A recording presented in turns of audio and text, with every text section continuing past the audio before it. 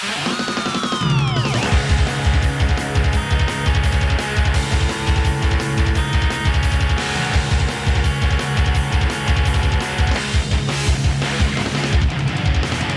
et bienvenue sur Metal Dictators, votre émission métal sur la radio West Track.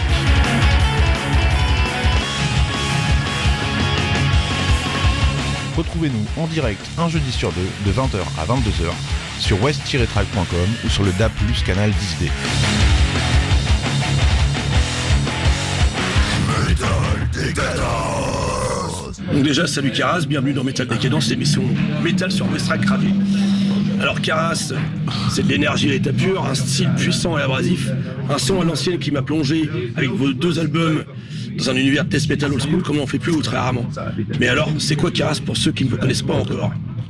Est-ce qu'on peut avoir une petite présentation Eh ben, Karas, bonjour déjà, salut.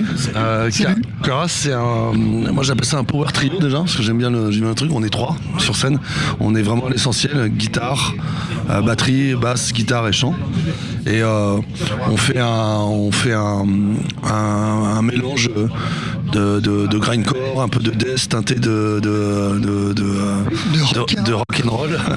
Et on mélange tout ça, on fait une grosse soupe et puis on y va quoi. Voilà. Un bon mélange de savoir-faire. So, alors Karas, face à on est bien loin des compositions d'Acme ou encore du son de Massisteria. Quelles sont les motivations, les ponts qui vous ont réunis autour de ce projet Est-ce que c'est l'amour du death, l'amitié, c'est à l'arc?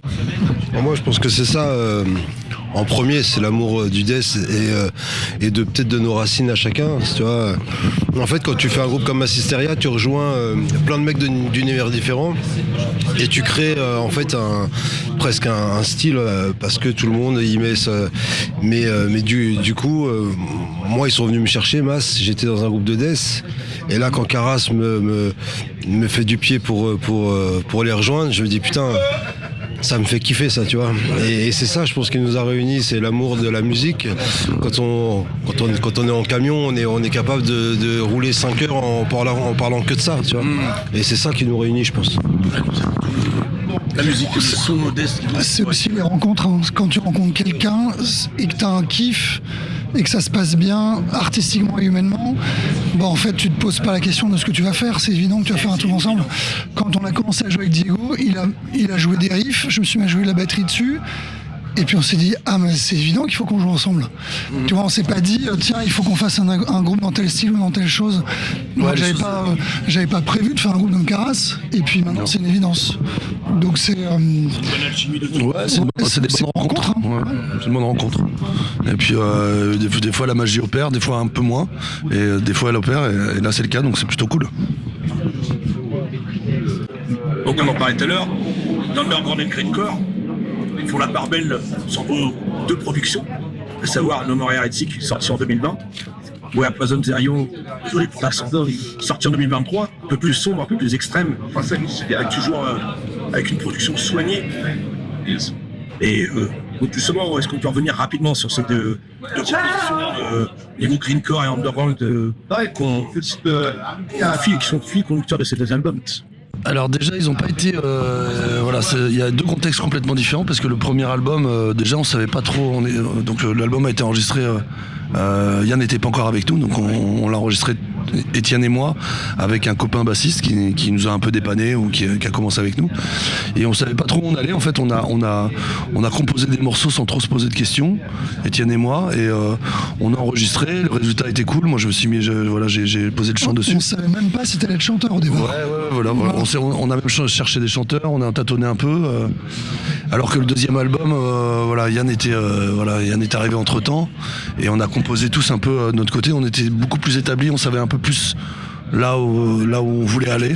Et donc voilà, donc c'est après ces 2 albums complémentaires, moi je les trouve pas si différents que ça. Peut-être que le deuxième est un peu plus extrême, mais on reste dans la même lignée. On a toujours ce côté rock'n'roll, enfin ce mélange de death, old school, de grind, mais avec un esprit assez rock'n'roll en fait. Et un son assez rock'n'roll, moi je trouve. Et tu parlais de contexte, effectivement, le Covid nous a empêché de tourner sur le premier album, mais paradoxalement, ça nous a permis de beaucoup plus répéter et de bien intégrer Yann à la compo du second. Et donc on a été vraiment, on avait du temps pour répéter parce qu'on n'avait pas de concert, on a vraiment beaucoup répété, on a consolidé le line-up ensemble et la compo du deuxième disque. Pour moi, l'intégration de Yann fait quand même qu'il y a un truc différent dans les deux disques et maintenant c'est une évidence quoi. Donc, du coup, après ces 2 albums, à quoi plutôt s'attendre dans les mois à venir au niveau de production? Est-ce qu'il y a des tonnes dans les tuyaux? Bah, Moi je pense que le troisième peut arriver assez rapidement. Parce que justement, tu sais, enfin, je sais pas, je vais parler pour ma part, quand tu intègres un groupe, tu poses un peu tes idées, mais là, vu que c'est un groupe à part entière et qu'on s'entend super bien et que voilà, pour la petite anecdote, moi, les morceaux préférés de l'album, c'est pas ceux que j'ai écrits, c'est ceux que d'autres ont écrits. Et donc du coup voilà, je sais que le troisième là, moi j'ai plein d'idées, ça va aller vite. Et puis on se connaît encore mieux, on se connaît bien. Je sais que au niveau de la composition, ça va aller très vite. Après moi j'aimerais bien qu'il y ait des petites surprises, un peu musicales, mais ça va aller très vite. Comme la composition du deuxième album a été déjà très vite. Et c'est un peu le principe aussi, c'est qu'on compose tout en répète, on s'envoie pas de maquette, on compose en répète et on essaie de garder un truc assez spontané, pour pas revenir trop sur le morceau et garder ce côté spontanéité quoi. Donc on va rester dans cet esprit. Et puis et forcément de toute façon ça évolue toujours un peu puisque déjà ça a évolué du premier au deuxième album, donc je pense qu'il y aura encore une évolution mais qu'on n'a pas forcément encore conscience, je pense, qui va venir avec en composant quoi. Et puis dans les projets, on a quand même encore pas mal de dates à faire pour défendre nos 2 premiers albums. On a encore des festivals qui vont arriver l'année prochaine, des dates à la fin de l'année. Mine de rien, on est présent un peu tout le temps là, en ce moment sur pas mal de beaux festivals et on a un tourneur qui est hyper actif pour nous et ça se passe très bien. Donc on est dans une dynamique vraiment hyper intéressante où tout s'enchaîne d'une bonne manière. Donc on va continuer dans ce sens-là. Ça tombe bien que tu me parles de ça justement parce que la prochaine question c'était sur ça. On voit que Keras s'exporte avec même des dates au Japon. Début 2024, on voit un peu partout sur les grandes scènes de métal, le Hellfest, le Battlecultor.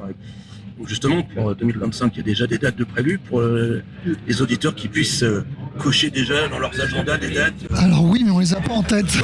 On en a quelques-unes. En fait, justement, c'est le travail du tourneur. Il commence justement à caler ça, mais ouais, je n'ai pas. Je crois que dans le coin, au mois de mai, on a le Crazy Fest. Ouais. Et ça, c'est sûr, c'est au mois de mai, il me semble. Ouais. Je crois qu'on joue à Sedan. Il y a des dates à la fin d'année, j'ai pas le calendrier dans la tête. Mais c'est en cours, de toute façon, là on pourrait te donner 2-3 dates, il y a beaucoup d'options encore, donc ça sera affiché sur les pages, ça va venir très vite. Ok. Écoutez, c'était une petite interview, mais moi j'ai hâte de vous découvrir tout à l'heure sur scène. J'ai écouté bien évidemment vos albums, j'ai pas encore vu sur scène, donc j'ai hâte de vous voir. Donc je vous laisse pour aujourd'hui. Merci. Merci à toi. Merci à toi. À bientôt. Down on your knees, heretic. Don't just sit there. Seize him, punish him, cut him down, I command you. I am the word and the giver of his laws. Disobedience to me is disobedience to him. Do it now, or your punishment shall be 1,000 times, 1,000 deaths, each more horrible than the last.